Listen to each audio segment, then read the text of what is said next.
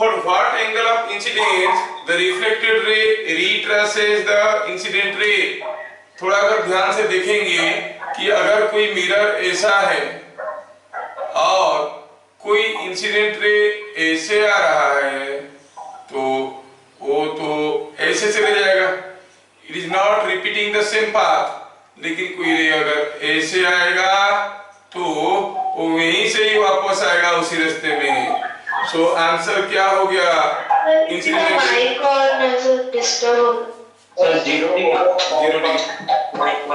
Microphone of करिए।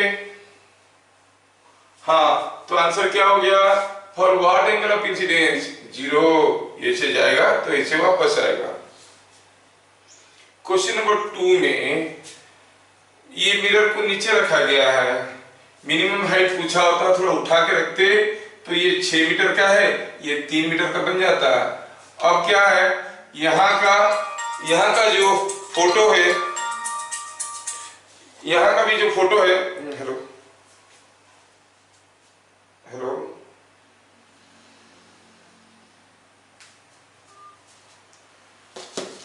यहाँ का जो रे जाएगा यहाँ से, ये भी कैमरा में पहुंचेगा तो फिर ये रे ऐसे जाएगा और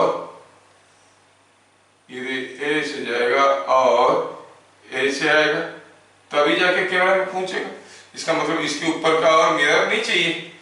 और ये डिस्टेंस कितना होगा, क्योंकि ये एंगल बराबर है, ये साइड बराबर है, तो ये बराबर है। This length will be 1 metre. अच्छा, ये लेंथ 1 मीटर है। What is this length? This length is 4 metre, this is 1 metre, ये हो गया 1 मीटर और ये हो गया 4 मीटर। तो minimum height of the mirror required is 4 plus 1 5 metre. ये हो गया आंसर। ठीक है, गलती से कुछ लोग उसको 3 मीटर कर लिए होंगे, 4 plus 2 कर लिए 6, उसका आधा, लेकिन ये जमीन पे रखा है। 3 मीटर में होता अगर मिरर को थोड़ा उठा के रखते, लेकिन ये तो जमीन पे रखा है। At what o'clock reading in a wall clock is equal to the image in the plane mirror? Answer हुआ 12 o'clock। 12 बजे ऑब्जेक्ट और इमेज एक जैसा दिखते हैं। चौथा वाला, इसमें ये रे ऐसे आएगा, ऐसे आने के बाद कुछ ऐसे जाएगा। जस्ट ए मिनट, मैं पूछूंगा फिर इसको क्या डाउट है। ये 30 डिग्री हुआ तो ये 30 डिग्री हुआ, ये 30 डिग्री हुआ तो ये 60 डिग्री हुआ, ये 60 डिग्री हुआ तो ये 30 डिग्री हुआ, ये 30 डिग्री हुआ तो ये 30 डिग्री हुआ। तो आंसर होगा 30 degree. Final reflecting angle will be 30 degree. This way we could see this is coming 12 o'clock और 6 o'clock, दोनों समय में ये आ रहा है। तो ये केस में क्या हो रहा है, थोड़ा अगर ध्यान से देखेंगे, ये हेड जितना दूर से है, मैं फिगर बनाता हूं यहाँ पे। ये हो गया मिरर, ये हो गया आदमी यहाँ पे खड़ा है। हेड यहाँ से जितना दूर पे है, इमेज यहाँ से इतने ही दूर पे बनेगा, है कि नहीं? इमेज यहाँ से उतने ही दूर पे बनेगा। इसको थोड़ा टेढ़ा कर देते हैं तो आपको ठीक लगेगा। ये थोड़ा कुछ ऐसा दिया, मान लो कि मेरे टेढ़ा, सपोज ये एंगल थीटा है, तो distance of object is equal to distance of image, है कि नहीं? तो यहां से मिरर का ये जो है जितना दूर में रहेगा, ये पाँव भी उसका उतने ही दूर में रहेगा, तो क्या दिखेगा?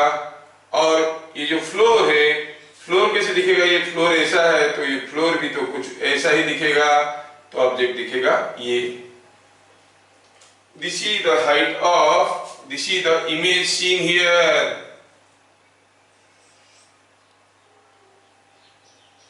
वो मिस्टर इनोवेटिव है कि नहीं? सुप्रीत पात्रो है, तो इसमें हाँ ये अब उसको आपका हाइट निकालना है। सोचो अगर ये मिरर पूरा जमीन पे गिरा होता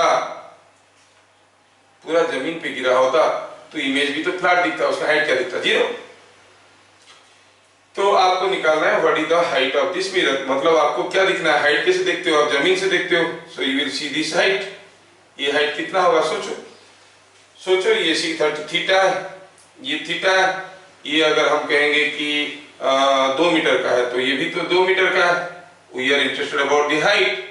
और ये एंगल अगर थीटा है, ये एंगल अगर थीटा है तो ये एंगल हो जाएगा 90 माइनस थीटा, और ये लेंथ क्या हो जाएगा, ये लेंथ हो जाएगा 2 साइन थीटा, और ये एच था, ये एच था, ये 90 माइनस थीटा और ये थीटा, तो ये हो जाएगा एच साइन थीटा। क्या बन जाएगा, ये एच साइन थीटा। तो height of the image from the floor will look like h sine theta, है ना। तो लगेगा कि एच साइन थीटा हो गया। और इसको अगर थोड़ा दूसरे ढंग से सोचेंगे, जस्ट वेट, ऐसा भी सोच सकते हैं ना, सपोज जो एच ऐसे खड़ा है 60 डिग्री एंगल में और मिरर सीधा है, बात एक ही हुआ ना, मिरर सीधा है तो बात तो एक ही हुआ, ऐसे भी सोच सकते हो।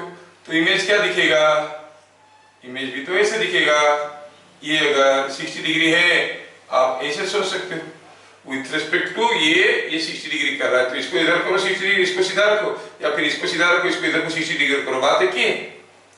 Position of the object and image with respect to each other should remain same. और ये आदमी को क्या दिखेगा, ये अगर ये आदमी है तो उसको दिखेगा ये इमेज है, तो ये हाइट क्या दिखेगा, ये अगर थीटा हुआ और हमें ये पता करना है, ये अगर एच हुआ तो ये एच है, this by this is sine theta, so this is nothing but h sin theta. तो शायद ऐसे समझने से हम लोगों को जल्दी समझ में आ जाए। हम कहेंगे अगर आदमी का हाइट h है तो ये इमेज भी h ही हुआ, और हमें हाइट चाहिए था ये लेंथ, अगर ये a है ये b है तो आप कहोगे ab by h is sin theta, so ab is h sin theta। height of the image, height of the image, height of image, image is AB, तो ये हो गया AB sin theta, ठीक है। Now we'll go for question number 6। Sir तो उसका answer आएगा √3h/2। हाँ, थीटा का वैल्यू डाल देंगे, √3h/2 डाल देंगे, ठीक है। तो 60 डिग्री डाल देंगे तो क्या आ जाएगा, साइन 60 √3/2, तो ये आ जाएगा h साइन 60 और दैट इज √3 टाइम्स h/2। अच्छा, ये क्वेश्चन में ड्यू टू इंसिडेंट रे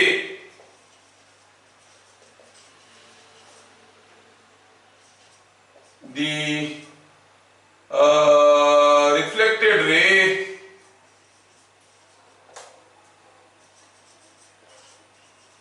rotates, क्या एंगल, ये गया 2 डिग्री, तो 2 degree anti clockwise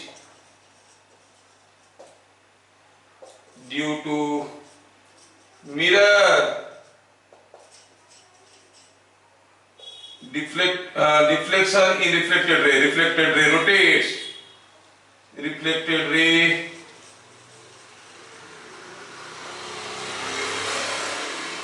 rotates 6 degree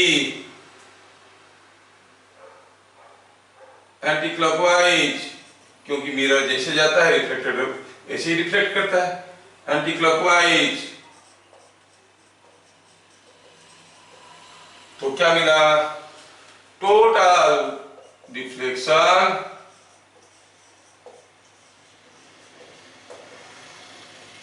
of reflected ray is, ये 2 डिग्री एंटी क्लॉकवाइज, ये 6 degree anti clockwise, is 8 degree anti clockwise, 8 degree anti clockwise. Total reflection क्या हो गया, 8 degree anti clockwise. Let us start thinking together. Deviation हम बताए थे, when ए रे reflects from a medium incident at an reflects from a plane surface being incident at an angle theta, deviation था उसका 210 degree होगा क्या? में, हाँ 210 डिग्री करेक्ट। तो 210 डिग्री करेक्ट। देख लो, मेरा करने के बाद आप लोग बताना। यहाँ पर जो दोनों मिरर है, ये दोनों मिरर के बीच में एंगल क्या है भाई? ये है या ये है, ये 30 है, ये 30 है, ये 45 है, तो पूरा हो गया 75 डिग्री। तो हम कहेंगे टोटल डेविएशन, टोटल डेविएशन का फॉर्मूला था 360 minus 2 alpha, that is 360 minus 2 into 75 is 210 degree. सही आंसर है। देखा कैसे बताते हैं लोग। अब ये केस में ये हो गया नॉर्मल, तो ये नॉर्मल के साथ उतना ही एंगल करके जाएगा जितना एंगल करके आया था।